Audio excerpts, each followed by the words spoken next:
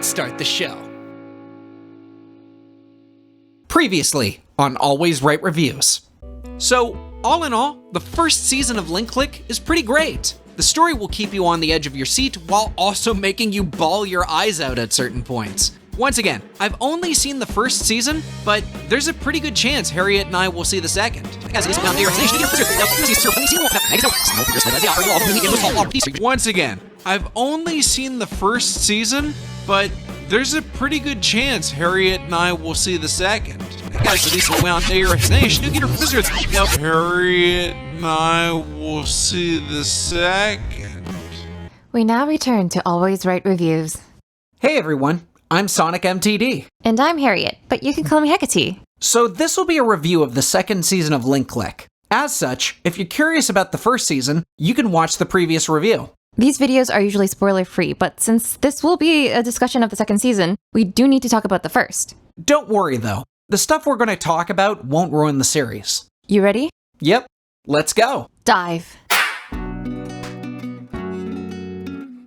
Link Click Season 2 is a 2023 Donghua written and directed by Li Haling. It was produced by Land Studios with assistance from Howliner's Animation League. Donghua is the term for Chinese-made animation. Some of them really suck. Some of them are awesome. And a lot of them will probably be BL since Harriet usually picks them. Hey! That's not true. Most of the time. A lot of Donghuas are in 3D, and frankly, both of us are not really big fans of them. At this point, we have yet to see a show with them that didn't drop into the uncanny valley. The 3D looks fine visually, but when movements start to happen, it just looks wrong and weird. It's just not up to par. Although surprisingly, Link Click Season 2 might have been on the cusp of changing my mind. We'll tell you more later in the review. Link Click tells the story of Chen and Lu Guang, two boys with supernatural abilities. Chen can travel back in time through the use of photos for 12 hours. He will inhabit the body of the person who took the photo. Lu Guang can look through the world of the photo, essentially being the support for Chen Xiaoshi. They're able to communicate telepathically, just like me and Harriet, who are able to finish each other's... The story isn't just about our dynamic duo. This time around, their friend Xiaoling gets bumped from side to main character. She left me hanging. Where the first season was more emotionally charged, the second season takes on a dramatic shift in tone. Whoa, that description is way too broad. Oh? How so? The first season handled topics that played with my emotions, from finding a lost child, giving a man who lost everything closure, to repairing a broken friendship. By the second episode, I almost cried, and by the basketball one, I was a blubbering mess. The second season is a supernatural crime drama, complete with fistfights, boat chases, and straight-up murder. I didn't have a problem with it. Okay, I've gotta hear this. Explain yourself. By the last 3 episodes of Season 1, it already was turning into a murder mystery with cliffhangers. I don't know if I can agree with that. I mean, yeah, it was building towards that in the end, but everything before it makes the turn really abrupt. After a few passionate episodes where the cast helps broken people, it becomes this really intense action thriller. It's the animated equivalent of Wong Kar-wai's Chungking Express. Except by the end of Link Click Season 2, I didn't spend 15 years wondering if they merged 2 different scripts together. From episode 1 of the first season, they were building towards this route. You let your own preconceived ideas blind you the story behind the scenes. That may be, but I'm not as big a fan of Season 2. Season 2 is really good, but there's way too many questions that are being brought to the table. A lot of them I feel need to be straightened out. Like, how did Chen Xiaoshi and Lu Guang get these powers? And what are the limits and consequences of them? The rules are already listed. We covered that in the last video. You get 12 hours, don't change the past, no matter how uncomfortable it may be. Past or future, let it be. Which is completely trounced upon. Whereas the first season, there were a few instances that didn't sit well with me, the second season is basically a repeating feedback loop of changing the past. At this point, I'm wondering if they are deliberately changing the past so much that they're going to jump universes like in Steins Gate. I don't hold this against our cast of time agents, by the way. The villains of this play basically straight up have been screwing with the timeline. So what? Your issue is that Chen Xiaoshi and Lu Guang are too responsible with their powers? I just feel that there needs to be consequences. 'Cause it really feels like there are no rules. That this is just an internalized moral code that doesn't mean anything. Without spoiling anything, later on in this season, that rule is 100% confirmed to be violated. There's a lot of themes that permeate throughout season 2, and the one that stuck with us is jealousy or suspected infidelity tearing apart relationships. The two major instigating events in season 2 revolves around a male suspecting his partner of cheating and then basically turning to murder. I don't know what exactly to say about this. After our season 1 video, Harriet and I decided to dedicate a podcast episode on LinkClick, essentially talking about the Asian version of saving face. Harriet, do you think this might be connected in any way? I don't think so, at least not what you're going for. With the twins, their father is more traditional, where he heard a rumor and promptly loses his mind. Tianjin gets jealous at his wife's co-actor and then flies off the handle. I'm briefly going to note, we're not saying Tianjin does the same thing as the twins' father. What I will say is that this jealousy helps set up dominoes that leads to his heel turn. Frankly, I wouldn't be surprised if he might eventually be responsible for that instigating event. There's a lot of plot threads that aren't fully explained and leave you in anticipation. And yes, I went on Tumblr after every episode of season 2 while it was airing because the people there come up with great stuff. And almost everyone predicted the ending of season 2. Meanwhile, I had absolutely no idea how the season was going to go. Well, except for 2 instances, the twins and the officer. But without further ado, we'll get back into it a little later. Since I was focused heavily on the thread of cheating and infidelity, I tried to do some research and unfortunately couldn't find anything. I also attempted to reach out to the LinkClick subreddit and didn't get anything beyond, wait, let him cook. So it's good that we're possibly onto something, but it's nowhere near as satisfying as my hunch happening to be confirmed or somewhat validated. The animation portion of LinkClick Season 2 is a massive overhaul compared to the original in many ways. Both character models and backgrounds have a noticeable upgrade to some of the blocky portions of Season 1. Considering the fact Season 2 is more action-focused, LinkClick needed a lot more money towards animation. Boy, did it ever! The series will occasionally skimp on budget when a scene doesn't call for any major plot progression, like if some characters are having idle chatter that doesn't really move the story along. But as a whole, the quality is maintained throughout. Oh, right. Before we continue, I also want to bring up the teaser animation that occurs at the beginning of each episode. Earlier we mentioned how we are both not a fan of Chinese 3D animated shows. They tend to drop into the middle of the uncanny valley and feel wrong. Like a PS2 game cinematic in something that is supposed to be an anime. They will look nice standing still, but once they start moving, nothing makes sense to my eyeballs. My eyes, it burns! For some weird reason though, the brief couple seconds of teaser 3D cell shading actually intrigued me. This isn't me making a joke, by the way. I kinda wanna see what a 3D LinkClick would look like, but only if the same amount of effort that they use in the beginning is maintained throughout. Gotta be careful. I don't want to open Winnie the Pooh's honeypot. Did you just make a Xi Jinping jab? Did it land? Oh god. You should have just said Pandora's box. Also, you do realize I occasionally make trips to Hong Kong, right? Whoops! Well, anyway, opening and closing themes. Some of the best animation in the whole series come from opening and ending themes. Since Harriet wants revenge for Baisha Jaws, I'll be talking about this music portion of the review. Our intro is Vortex by Baisha Jaws. How many jaws can Baisha Jaws jaws if Baisha Jaws could shaw jaws? Baisha Jaws could shaw lots of jaws if Baisha Jaws could shaw jaws. Nailed it. Nicely done. Didn't think you could pull that off. Also, you did this to yourself. I hate my life. Moving on. Vortex is so amazingly paired with the animation to the point where it frankly suffers as a song without the visual addition. The intro blends 3D animation and 2D seamlessly, and it's really a beautiful pairing. Although, going to casually mention, what claw machine has a Glock as a prize? Wait, what? Huh. Never knew that was in there. Blink and you'll miss it. But luckily, Pepperidge Matt remembers. The animation of Changsha Shift falling upward from a building against the mirrored reflection of Lu Guang only to reach the top and see the echoes of key characters then fall back down in reverse was mind-blowing.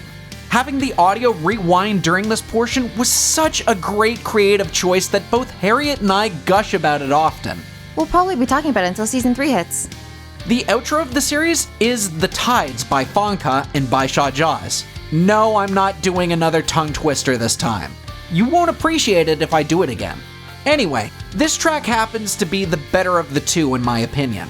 Whereas the visuals really blends well with Vortex, The Tides is a really well-made song which stands alone without the use of visuals. Don't get me wrong though. I actually really enjoyed the visuals, which makes you think that Lu Guang and Cheng Xiaxue are tracking someone. I originally thought they were trying to find Chao Ling, who is monitoring them, only to reveal that what they're actually looking for is the time machine from the 1960 movie of the same name by H.G. Wells. Yeah, I'm really going to say it here. There was a lot of really smart creative choices that made this series work. Although we do have to talk. Finally. What? I was wondering when you were going to get to this moment in the script. So, Harriet and I happen to share a Spotify playlist together. It's one where we can find some music that we drive to. A huge portion of the playlist is composed of mostly Japanese and Chinese songs with the odd English thrown in. I could immediately tell Harriet was watching the second season of Link Click when I decided to put the playlist on after work and was orally bombarded by the entire season back to back. Most of the tracks didn't do much for me until I heard Flash by Gorilla Attack. This song is my favorite between both seasons and has this beautiful musical composition that works alongside the vocals. The entire time, my mind thinks, this is a Bad Guys theme song. And I was pumped to see it make an appearance. And when it did, I proceeded to rant to Harriet for hours. He's not lying. I honestly wish we had a microphone on him, because a secondhand retelling doesn't do it justice. So, when this song originally makes an appearance is during the hospital brawl in episode 2. The reason why I lost my shit is because when you are building a scene, you are trying to build an emotion. The hospital brawl is a chaotic situation where Chao Ling basically tag teams with Cheng Xiaxue against a gang. There are moments in the fight where our heroes look like they're holding their own, only to start losing ground when Xiao Ma starts countering their attacks. The entire time, you need a song that will work well with a fight, but has sections that will pair well for when each side gets the upper hand. Compare this to the Matrix Reloaded Burly Brawl scene. Keanu Reeves as Neo is going head-to-head against Hugo Weaving as Agent Smith. Despite the fact that Neo is basically superpowered, Agent Smith has also evolved and has multiple moments where they appear to get the upper hand. The score of the fight reflects these momentum shifts, complete with swooping superhero portions for when time slows down. The music helps build the emotion, basically selling it to the audience. Flash is a great song, but doesn't work well in a fight. It has one emotional tone that echoes throughout it. It is, by all accounts, a villain theme. It's spelling out, abandon all hope because the big bad is here. Looking at the lyrics, the song gives the perspective of someone who wants to rewrite the past, but can't and is overpowered. They're trying, but every attempt is wasted until they are consumed on an endless loop. When the song is used again in episode 9, I basically yelled out in relief because it was used appropriately. That laugh of madness shared between two broken souls, signaling the beginning of a downward spiral into serial killings, works so very well. It builds the scene. You are traumatized by the actions of Li Fan and filled by this sense of dread over that damn laugh. Shoo! You done yet? I think so. Yeah, I think I'm done. Want to cover the rest? Alrighty, subs versus dubs. We both watched subs again. Matt most likely will try watching an episode in dub later on, but I for one watched this in both the original Mandarin and then Japanese. At least before the Japanese dub of the second season was taken off Bilibili. The Japanese dub was really well done. They casted Toyonaga Toshiyuki as Cheng Xiaxue, Sakurai Takahiro as Lu Guang, and Koga Aoi as Chao Ling. The Japanese dub brought their A-listers to the table. What about your overall feeling of the series? Like, how did you feel about this season as opposed to season 1? I already told you. I liked it. Did you really though? Come on, there has to be something that you weren't a big fan of. You're trying to give me more room in the script because you dominated the music discussion, didn't you? Yeah. Anyway, you have the floor. Alright, yes, I like the series, but I also did have minor problems with the development of the season. Season 2 is great at leaving behind cliffhangers that keep you on the edge for the next episode. When I watched this series, I was watching Season 2 as it was airing, which means I would have to wait a week for the next one. While it's great that the series kept me on my toes, the payoff is non-existent. I like where this is heading. Keep going. Well, there's so many questions that aren't answered, like in Chen Jing's case, how did his wife die? What is going on with Liu Shao? I can spend hours upon hours talking about issues, and the domestic violence scene went on a little bit too long that it got uncomfortable. And the storyline on what happened to Changcha's parents just disappeared when it was a major element to his character. And when are Lu Guang and Cheng Xiaxue gonna kiss? Exactly! Seriously, have you seen the official art for those two? How are they not more than... Oh. You did this on purpose, didn't you? Whatever do you mean, my dear Fujoshi? I hate you, but yeah, the sentiment remains. This isn't a case of, I need payoff now, but this is an incomplete series. As such, we can't 100% give a comprehensive review without watching the continuation of the story. Judging by the art that has been sent, I get the feeling this show is going to be convoluted. Too many characters can make things too chaotic. Once again though, we won't know till it happens. Pretty much our gripes are a giant to be continued. I also want to casually bring up a minor character, Officer Chen Bin. He's basically a small side character whose exposition is dumped on the audience, and then is promptly killed off by the end of the episode. This trauma dump, if you'll call it that, is sloppily written and poorly executed.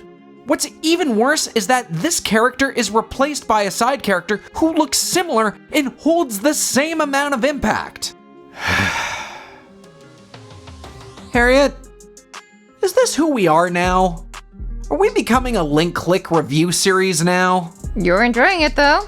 But I want to do other series. It took you over 2 years to do Cyberpunk 2077. This is your problem. Either do something or I will make you create videos.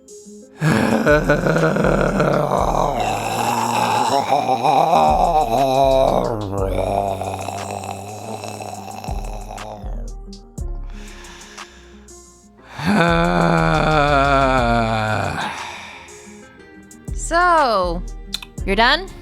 Yeah, I think I am. Do you want to bring us home?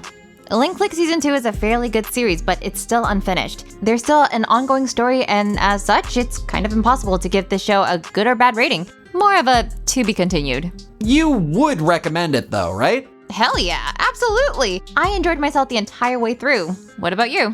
It's a mixed bag for me. Is it good? Yes. However, I don't know if I can recommend it if you want more of the themes from the first season. It is a big tonal shift that not everyone would be a fan of. So, I mostly recommend it. So stay tuned as we overthrow capitalism with the power of rock and roll. I'm SonicMTD. And I'm Harriet. And we'll see you in the future. This video was proudly supported by Unsung Heroes of Patreon. Hey everybody, Matthew Tyler DeLeo, better known as SonicMTD, saying thank you so much for catching my video review of Link Click Season 2. Also, thank you very much for my good friend Harriet Hecate Lee for helping me write the script, lending her amazing voice, and just being an awesome person to work with in general. If you like this video, please be sure to like and subscribe, and leave me a comment in the comments down below so that I may grow. If you look up here on this side of the webpage, you will get whatever YouTube recommends that you want to watch, and down here is going to be a playlist, so if this is your first time seeing me, maybe you want to see more. But either way, I'm not going to take up any more of your time. My name is Matthew Tyler DeLeo, better known as SonicMTD. Arigato gozaimasu, and later days.